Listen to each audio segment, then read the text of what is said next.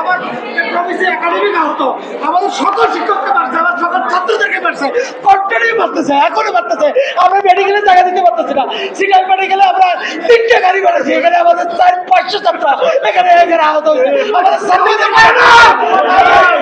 আমরা কোন জগতে আছি?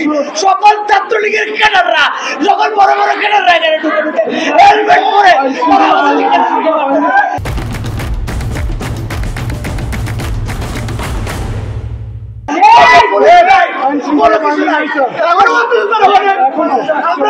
আমরা সিওসির সাথে কথা বলেছি, স্বরাষ্ট্র উপদেষ্টার সাথে কথা বলেছি, মাননীয় প্রধান উপদেষ্টার দপ্তরে কথা বলছি।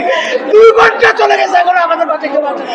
আমার ছাত্রদের আর নিয়ন্ত্রণ করতে পারতেছি না, ওখানে এখনো আমাদের শিক্ষার্থীরা পড়ে আছে।